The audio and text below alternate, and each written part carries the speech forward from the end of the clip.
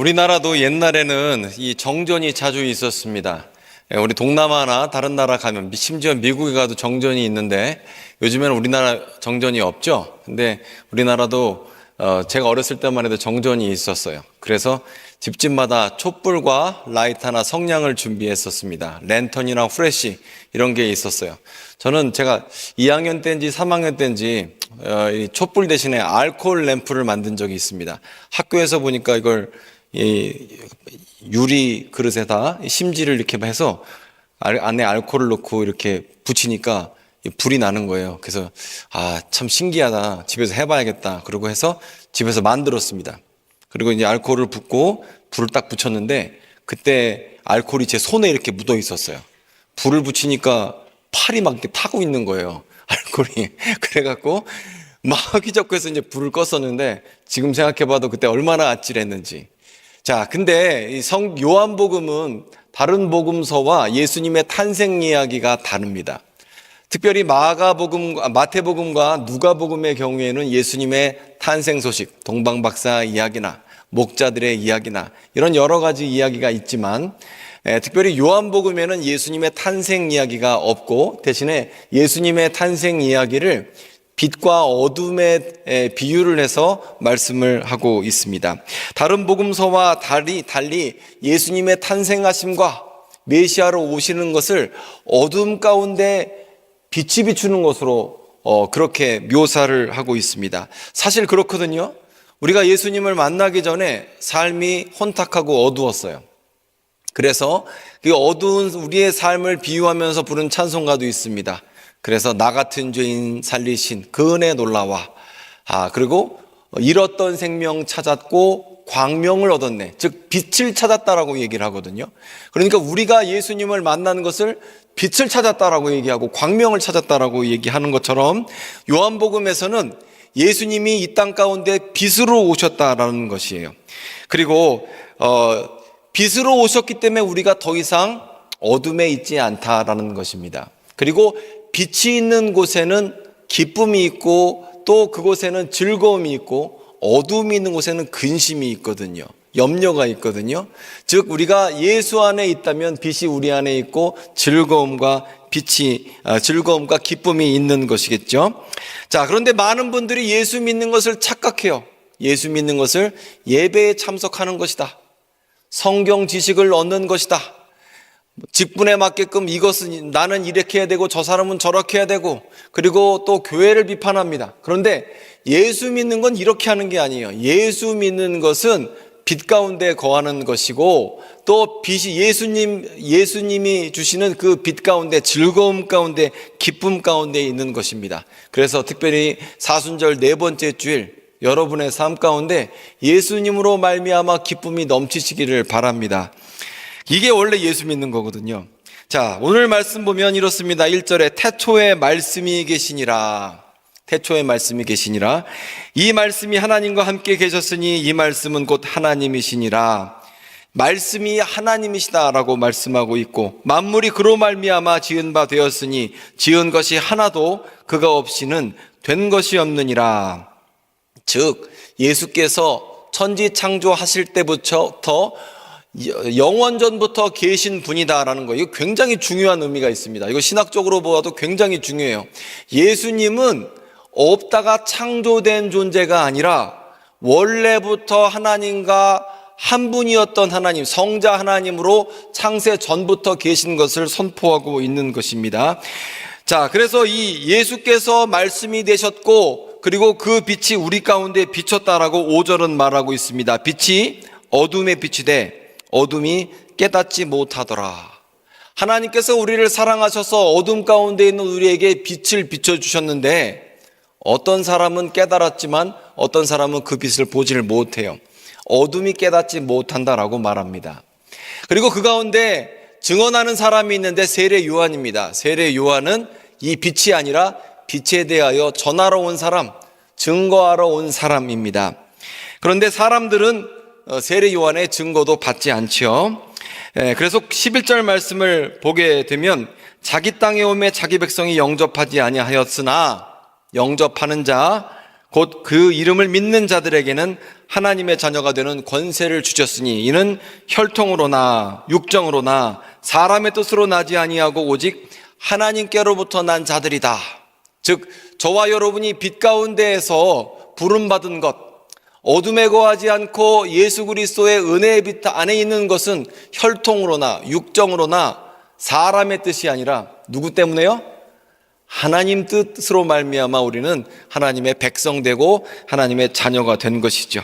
그래서 14절 말씀이 육신이 되어 우리 가운데 거하심에, 즉 우리와 예수님과 함께할 때 우리가 그의 영광을 보니 아버지의 독생자의 영광이요 은혜와 진리가 충만하다라고 증언하고 있는 것입니다. 여러분, 이 말씀의 배경을 보게 되면 무슨 뜻이에요? 원래 우리는 흑암 가운데 어둠 가운데 있었다라는 거예요. 그리고 어둠은 빛을 이해하지 못해요. 그리고 빛이 우리 가운데 비쳤는데 어떤 사람은 깨달았지만 어떤 사람은 깨닫지 못했어요. 그래서 주님 앞에 나오지 못했다는 것입니다. 하지만 영접하는 우리에게, 빛 가운데 나온 우리에게는 하나님께서 특권을 주셔서 하나님의 자녀됨의 권세를 주셨고, 이것이 하나님이 우리에게 주신 선물이고, 특별히 대림절 네 번째 주에 우리가 기쁨 안에 있어야 하고 빛 가운데 있어야 하는 이유다라는 것입니다. 제가 지난주에 설교를 하면서 니체에 대해서 살짝 설명을 드렸어요. 근데 예배 끝나고 은혜 받았다는 성도분이 계신 거예요. 제가 너무 놀랐어요. 여러분의 수준이 이렇게 높은 줄 모르고. 제가 깜짝 놀라니까 진짜 저보다 수준이 더 높으신 분이에요. 설명하는 저도 어려운데 그걸 듣고 와, 어떻게 은혜를 받았는지 그거 참 놀라운데, 그래서 이번에는 기독교 실존주의자 키에르케고 얘기를 살짝만 하려고 합니다. 살짝만, 진짜로 살짝만. 왜 그러냐면 오늘 말씀을 보십시오. 5절 보면 빛이 어둠에 비추되 어둠이 깨닫지 못했다라고 얘기를 해요. 너무 이상해요. 빛이 어둠에 비춰졌어요. 그런데 어둠은 깨닫지 못한다라는 겁니다. 그런데 특별히 키에르케고스 얘기를 살짝 드리면, 이 키에르케고는 기독교 실존주의자거든요. 근데 굉장히 불행하고 또 이런 편협한, 어떻게 보면 어렸을 때 성장 과정을 거칩니다. 그리고 나중에 자기가 예수님을 믿기로 결단하면서 소망에 대해서, 희망에 대해서 글을 썼고, 특별히 이 사람이 쓴 죽음에 이르는 병이라는 책은 유명한 책입니다. 즉 우리가 죽음에 이르는 병은 뇌사가 되거나 심장이 멈춰서 죽음에 이르는 병에 죽는 게 아니라 저와 여러분이 절망하면 죽는다는 거예요. 근데 저는 사실 그런 것 같아요. 우리 절망하면요, 심장이 계속 뛰어도 죽은 거고요. 뇌사 관계없이 절망하면 우리는 정말 숨만 붙어 있지 죽은 사람과 똑같아요. 자, 그런데 저는 오늘 절망에 대해서 말씀드리고 싶은 것은 아닙니다. 다만 키에르케고가 진리에 대해서 말할 때 이런 얘기를 했어요. 진리가 두 가지 종류 진리가 있대요. 조금만 집중해 주십시오. 하나는 주관적인 진리가 있고 객관적인 진리가 있대요. 객관적인 진리라는 것은 뭐냐면 이런 겁니다. 물은 일기압에서 0도씨의 얼음이 되죠. 객관적인 진리입니다. 그렇죠? 그리고 물은 일기압에서 100도씨가 되면 수증기가 돼서 날아갑니다. 그렇죠? 그리고 역사적인 것, 예를 들어서 1945년에 우리나라는 일제로부터 해방되었습니다. 객관적인 진리죠. 객관적인 진리입니다. 수학적인 진리도 있습니다. 예를 들어서 2 더하기 2는 귀요미죠. 네. 2 더하기 2는 원래 귀요미잖아요. 자, 근데 원래 1 더하기 1도 귀요미고. 어쨌건 근데 2 더하기 2는 4라는 것. 여러분이 지구상 어디에 가서 계산을 하셔도 2 더하기 2는 4. 수학적 진리, 명제가 있습니다. 그런데 키에르케고르 얘기는 뭐냐면 이런 진리는 진리에 관심 없는 진리다. 이런 진리는 사람을 살리지 못한다라고 얘기를 했습니다. 사실이 그렇거든요. 여러분이 이런 진리, 여러분이 통장에 얼마가 있고 또 여러분이 어떤 교육을 받았고 하는 객관적인 지표, 여러분의 이력서가 여러분의 살 이유가 되지는 못해요. 객관적인 거. 내가 몇 살 먹었는데, 나는 뭐가 있는데, 내가 어디 회사를 다니는데, 이런 객관적인 지표가 여러분의 삶의 이유가 되지는 못한다는 거예요. 오히려 키에르케고르는 주관적 진리를 얘기합니다. 이런 건 주관적 진리는 뭐냐면 내 삶과 구체적으로 연결되어 있는 진리라는 거예요. 나와 관계적으로 연결되어 있는 진리를 말하고 있습니다. 그런데 잘 생각해 보면 이게 더 중요해요. 사실 저는 키에르케고르가 두 가지 이 진리를 나눴을 때 이 사람 이상한 소리 한다라고 생각을 했습니다. 그런데 생각해 보면 우리는 객관적인 진리로 살지 않아요. 주관적인 진리로 살아간다고요. 예를 들어 볼게요. 여러분 만약에 누군가 여러분 주위에 어떤 사람이 절망하고 있다고 봅시다. 그러면 여러분 가서 이렇게 얘기할 겁니다. 당신은 아직 젊어요. 당신은 아직 건강해요. 당신은 알고 보면 자격증도 있고요. 살만한 사람입니다. 용기를 내세요. 지금 상황을 이겨낼 수 있습니다. 라고 얘기를 하며 그러면 그 말을 상대방이 잘 받아들입니까? 안 받아들이잖아요. 왜? 여러분은 그 사람에게 객관적인 얘기를 했어요. 당신 많이 배웠다, 젊다, 돈 많다, 아직 뭐 건강하다 이런 얘기. 우리는 객관적인 사실에서 우리의 삶의 이유를 찾지 않아요. 오히려 반대로 어떻게 하냐면 내가 아픈 자식이 있어요. 그러면 지금 돈도 없고 건강도 없어도 난 살아남아야 돼요. 왜? 얘보다 내가 하루 더 살아야 돼. 근데 그래야 내 삶의, 그러니까 주관적인 어떤 관계에서 아니면 나의 비전과 목표를 놓고 내가 삶의 이유를 찾는 게 인간이라는 거예요. 그래 객관적으로 내가 돈이 있네 없네, 너 덜 배웠네 더 배웠네가 나를 살게 하는 게 아니라 주관적으로 나에게 주어진 진리 때문에 우리는 살아간다라는 거예요. 키에르케고르가 이렇게 말을 한 거죠. 그래서 남이 나에게 해준 말은 어떻게 보면 아무런 의미가 없어요. 그게 그 사람이 나를 행복하게 해줄 수도 없고, 그리고 그 말이 내 인생을 바꿔줄 수도 없어요. 요걸 좀 객관적인 지표를 좀 설명을 드리면 제가 호랑이 그림을 준비했습니다. 자, 호랑이 사진이 하나 있어요. 자, 이 호랑이가 있습니다. 호랑이를 우리가 사진을 찍으면 이렇게 나옵니다. 노란색 배경에 검은색 줄무늬가 있고 300km쯤 나가고 많이 나가면 450km까지 나간대요. 호랑이가 엄청 크죠. 그리고 그 암컷 호랑이는 150km에서 200km 나간다고 합니다. 호랑이가 그 정도 나간대요. 이건 객관적인 얘기입니다. 그런데 우리나라 민화에서 호랑이를 그린 그림들이 있습니다. 한번 보세요. 좀 다르죠. 발톱도 이렇게 있고 이빨도 이렇게 보입니다. 다음 장도 보여주세요. 우리나라 민화에 나오는 호랑이는 이렇게 생겼어요. 이렇게 눈이 이렇게 올라가고 이빨 이렇게 나오는 호랑이. 자, 어떤 게 진짜 호랑이일까요? 이걸까요? 민화 속에 나온 호랑이가 진짜일까요? 객관적으로 보면 호랑이가 300km 나가고 이빨이 어떻네, 노란색 배경에 검은색 줄무늬가 있네라고 말을 하는데 민화를 그린 사람들은요, 산에서 호랑이를 마주친 사람이에요. 우리나라에는 옛날부터 호환 마마가 유행을 했기 때문에 호랑이 위협이란 게 대단했거든요. 근데 호랑이를 산에서 만나면 호랑이는 조금 아까 본 사진처럼 나오지 않습니다. 호랑이를 본 사람은 호랑이한테 잡아먹히기 직전에 본 사람이에요. 그래서 이빨을 받고 눈이 이렇게 올라가서 잡아먹으려는 포즈를 본 겁니다. 그러면 보십시오. 하나는 객관적으로 사진으로 여러분이 보셨어요. 그리고 또 하나는 뭘 보신 거예요? 내가 산에서 마주친 호랑이를 보셨어요. 어떤 게 진짜예요? 어떤 게 진짜예요? 산에서 마주치면 저런 호랑이 모양이에요. 누가 보든지 저런 호랑이 모양이에요. 왜? 나 잡아먹으려고 하니까. 즉 객관적인 진리와 주관적으로 내가 경험한 진리가 있는데 여러분은 어떤 게 나를 살리냐 이거예요. 내 경험이 되고. 자, 그리고 또 이런 게 있습니다. 우리가 사랑에 대해서 얘기할 때 이런 얘기를 해요. 우리가 사랑에 빠지면 어떻게 된대요? 3년 동안은 머리에서 도파민이 나와서 심장이 두근두근 거리고, 그리고 또 그 사람을 보면 마음이 설레고, 그 잘해주고 싶고 막 이런 게 있죠. 그래서 3년 동안 이렇게 뭐 그런 게 있다고 합니다. 그리고 사랑하는 사람을 보면 뭐 어떻게 하고 싶고 이런 게 있어요. 이건 책으로 배운 거예요. 책으로. 그런데 사랑을 책으로 배울 수 있어요, 없어요?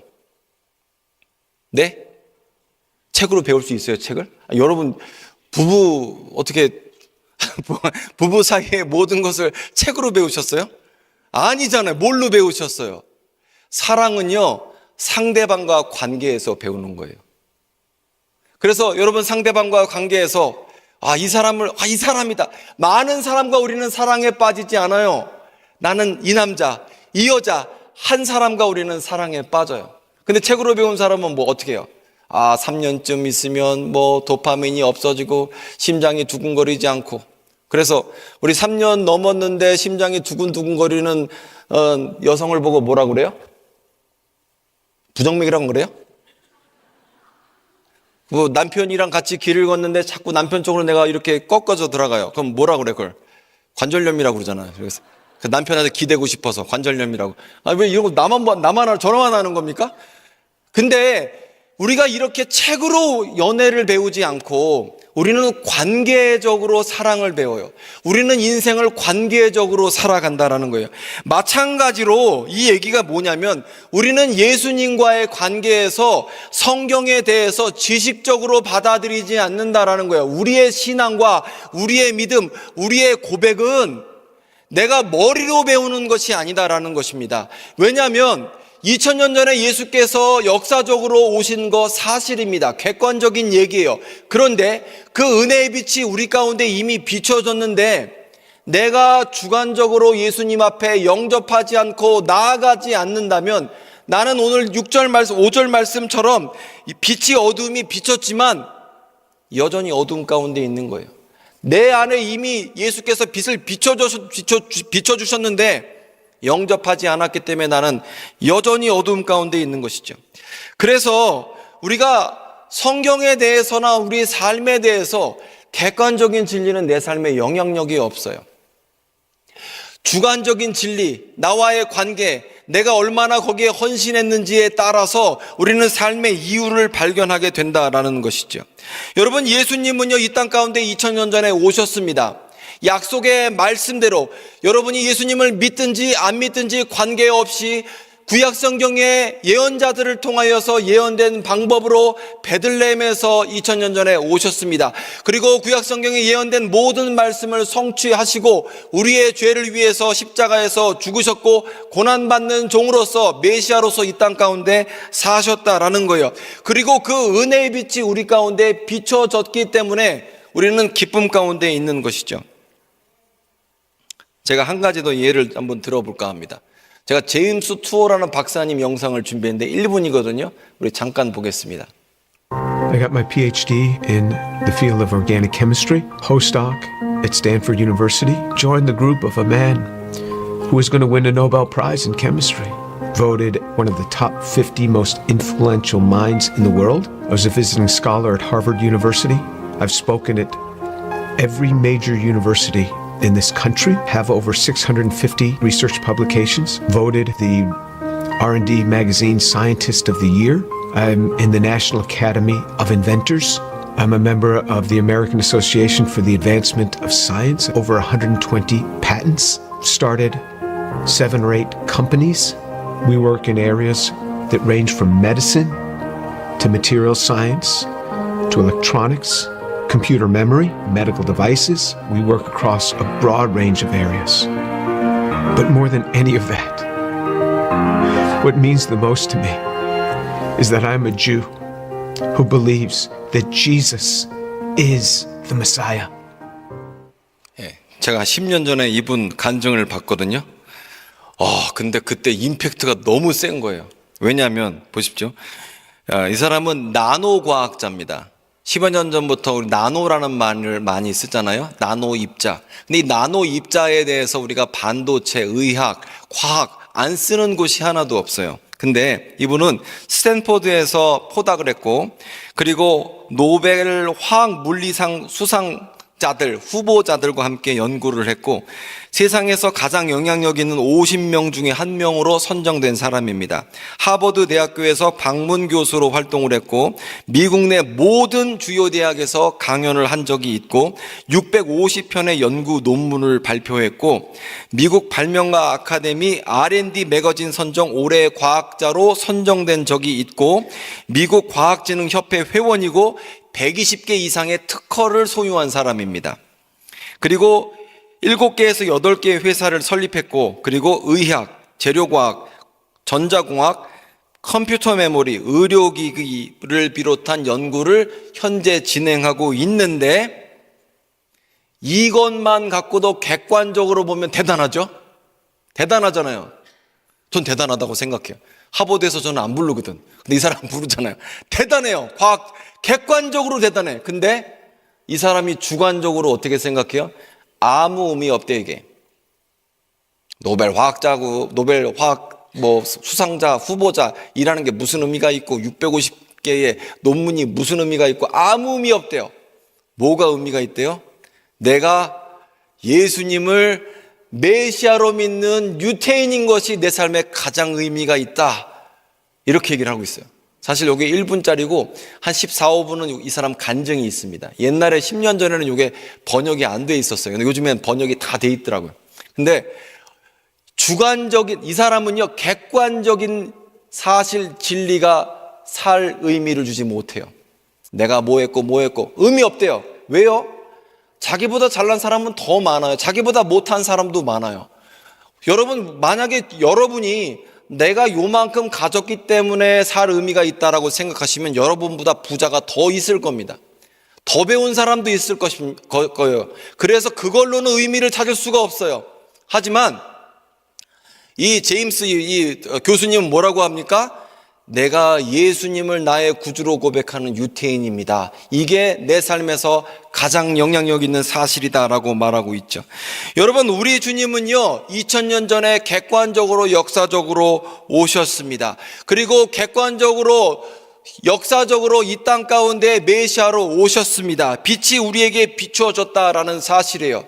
그러면 우리는 어떻게 해야겠습니까? 영접하는 자가 되어서 주님 앞에 나가야 되는 거예요.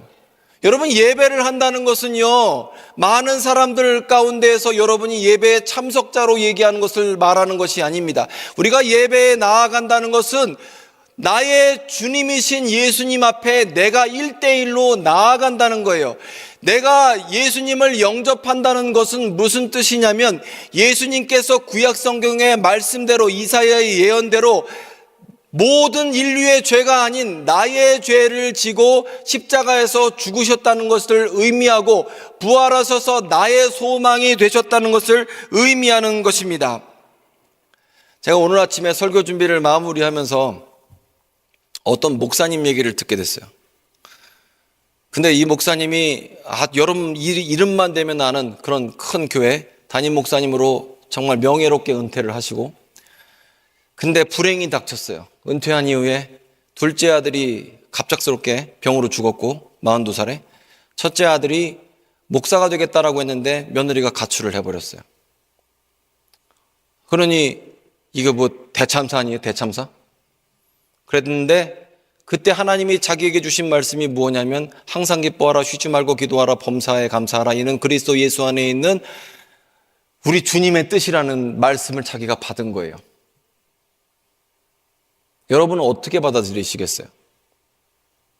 여러분, 우리가 빛 가운데 있음에도 불구하고 때로 우리 가운데 시련이 있을 수가 있다는 거죠. 그런데 변하지 않는 진리는 무엇이냐면, 그럼에도 불구하고 예수께서 나의 구주가 되시고 메시아가 되시고, 그리고 그분이 메시아가 되시기 때문에 우리 삶 가운데 영원히 변하지 않는 기쁨을 우리에게 주신다라는 거예요. 그래서 우리는 흑암 가운데 더 이상 다니지 않고 잃었던 생명 찾았고 광명 가운데 있는 것이 저와 여러분이다라는 겁니다. 여러분, 이번 성탄절에 맨날 지나는 성탄절처럼 지나지 않으셨으면 좋겠어요. 여러분, 이번 성탄절에 주님께서 비춰주시는 빛 가운데 거하며 기쁨 가운데 있는 여러분 되시기를 바랍니다. 광명 가운데 거하시기를 바랍니다. 즐거움 가운데 계시기를 바랍니다. 제가 최근에 어떤 우리 장로님의 소개로 청춘 찬양단이라는 찬양을 들었어요. 너무 좋은 거예요. 그래서 제가 금요 심야기도 때 열려라 에바다 열려라 그 찬양했잖아요. 이게 춤추면서 했어요, 제가. 예, 그랬더니 여러분 즐겁지 않으시면 저는 그때 굉장히 즐거웠어요. 근데 70년대 찬양, 60년대 찬양이 옛날 찬양을 갖다 한참 불렀어요. 사람을 보며 세상을 볼 때 만족함이 없었네. 근데 그 가사의 특징이 뭔지 아세요? 70년대 찬양? 예수님 만난 기쁨이 넘쳐요. 내가 흑암 가운데 있었는데 이전에는 몰랐는데 예수님 만나니까 너무 좋아. 너무 기뻐. 너무 즐거워. 와, 내가 그동안에는 세상을 보며 사람을 볼 때 만족함이 없었는데 우리 주님을 보니까 나는 만족하게 되었다. 이런 찬양을 그러니까 그 찬양이 보니까 와, 이 70년대 찬양, 옛날 찬양이 너무 파워풀하고 능력이 있는 거예요. 왜요? 빛 가운데 있는 감격을 얘기하기 때문에 그렇습니다. 여러분, 예수 믿는다는 것은 빛 가운데 있는 것이고 빛이 있는 곳에는요 항상 감격이 있고 기쁨이 있습니다. 이번 성탄 여러분에게 기쁨이 넘치시기를 바랍니다. 기도하겠습니다.